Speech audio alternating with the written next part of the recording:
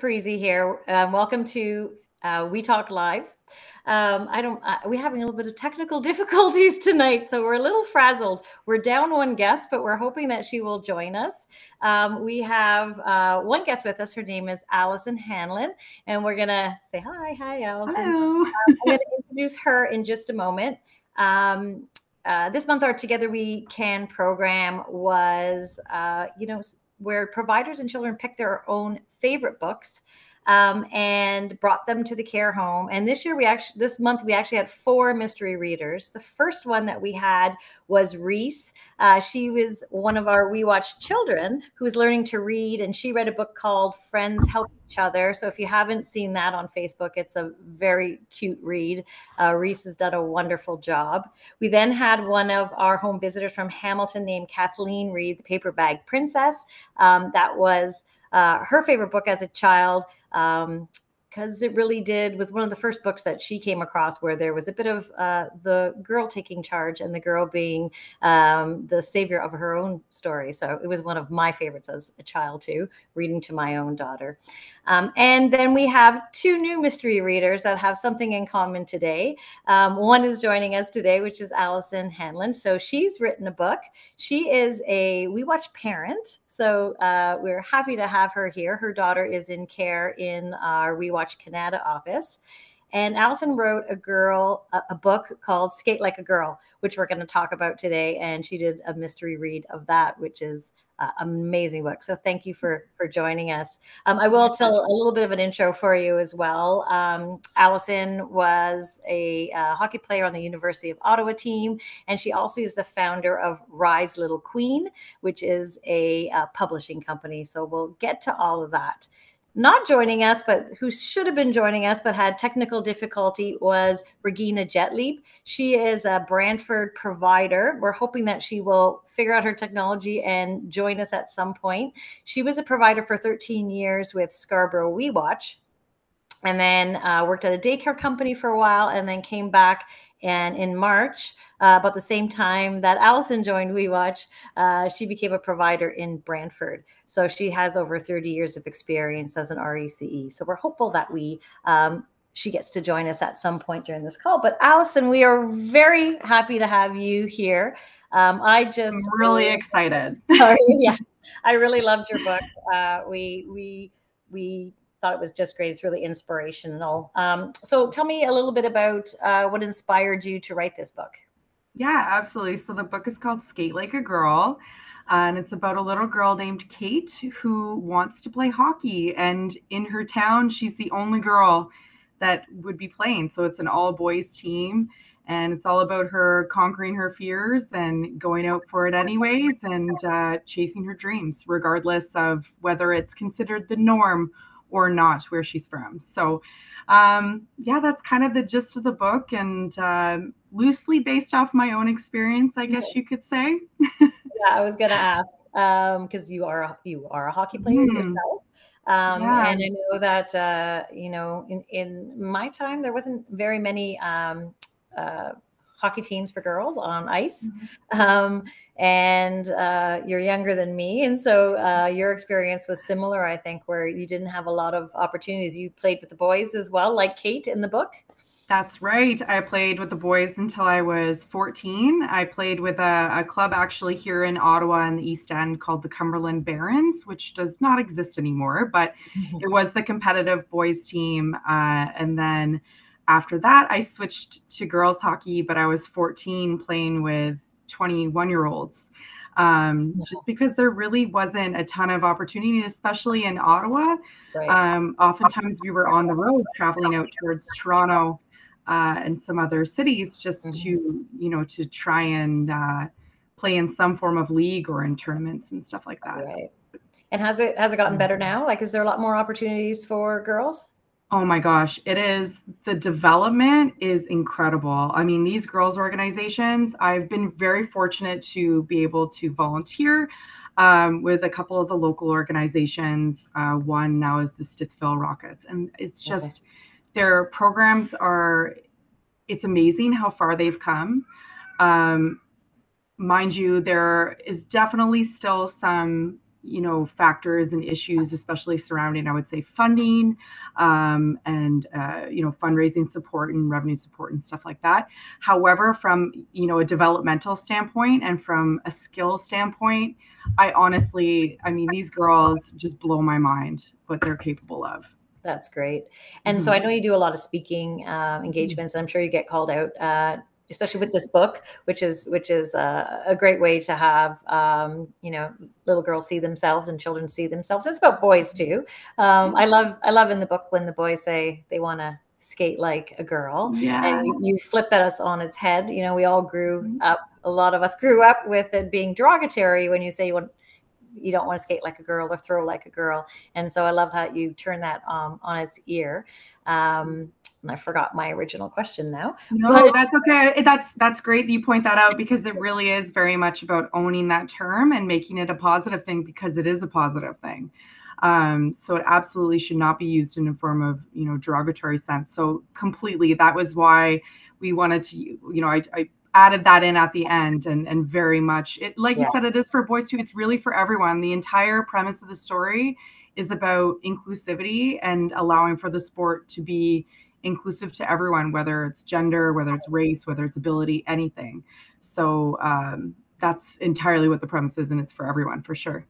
That's great. And that was what my question was going to be. When you are speaking out there, when you're out in the field or out on the ice, what's the reaction that you get from girls, and what's some of the feedback that you've had on the book?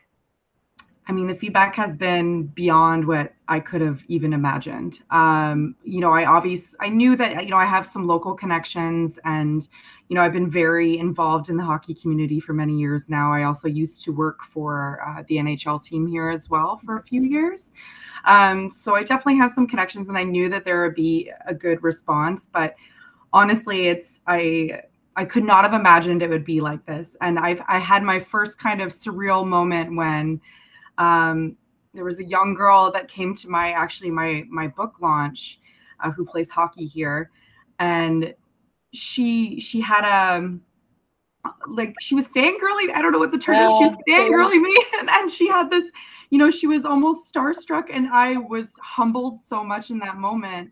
And she got her book, and someone saw her skipping down the road with it after the event, and it was just such a surreal moment. But the response, like I said, has been incredible. I've been getting messages from people, across the country or into the States, or even across the seas in the UK, of people, fathers, mothers that are just so excited to be able to share the sport that they love with their child in a way that they see themselves in the story.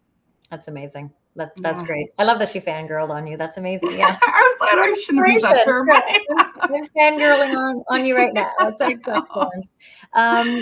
I was going to ask you as well about your organization, or your company you started, RECE.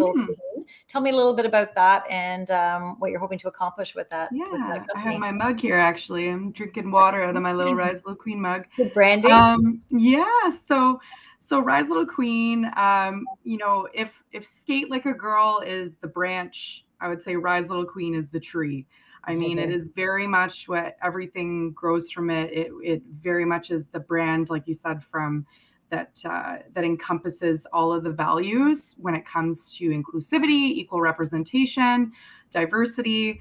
And that's basically what I wanted to do. I wanted to, when I first got onto this journey of writing this book, I was exploring a lot of the traditional publishing houses, and they're really wonderful.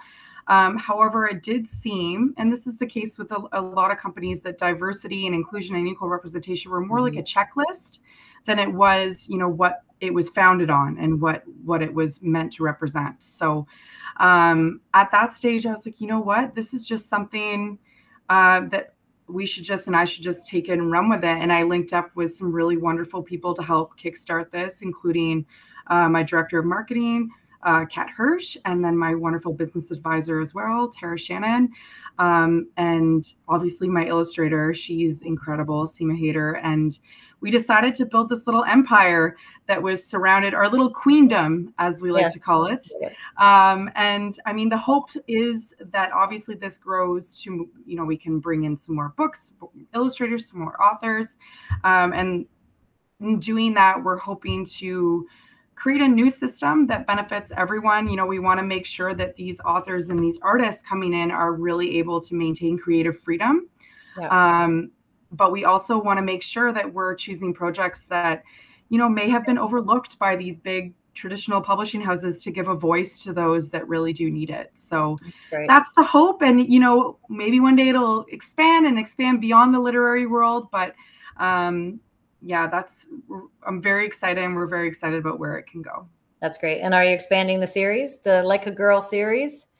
We sure are. We haven't announced yet what the next one is, but there will be some teasers coming out shortly. But definitely, it'll be. I'm sure people will love it. Excellent. Well, thank you. I will say also, maybe I'll talk a little bit about Regina's book. It was called Why the Markers Cried, is the book that she wrote, and it was voted by her team in Brantford. It was kind of Brantford's choice for a favorite book. And it's a cute book about markers and their tops being not put back on. And so the markers in the daycare center go on a little adventure. So it's a cute little book. And we would have talked a little bit more to her about it, but it is available on Amazon, as is your book as well, correct, is available on Amazon, and we'll put links to those books if people are interested. But we do have the recordings of both of you reading your own books, which is wonderful for everybody to listen to, and the providers can listen with their children in their homes.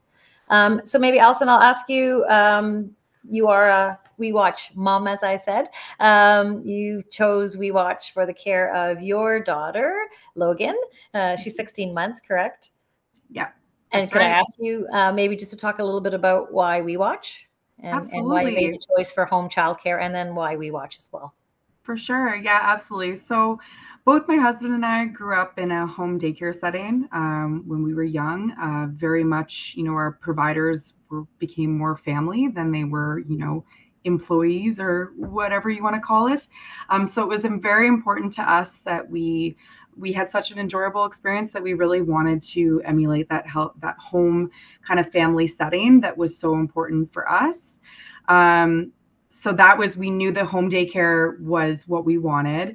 That being said, we wanted to ensure that we were also providing adequate structure and security, and studying everything that would allow her to prepare for school properly, and also allow for her to have, you know, the proper development and socialization skills and stuff like that.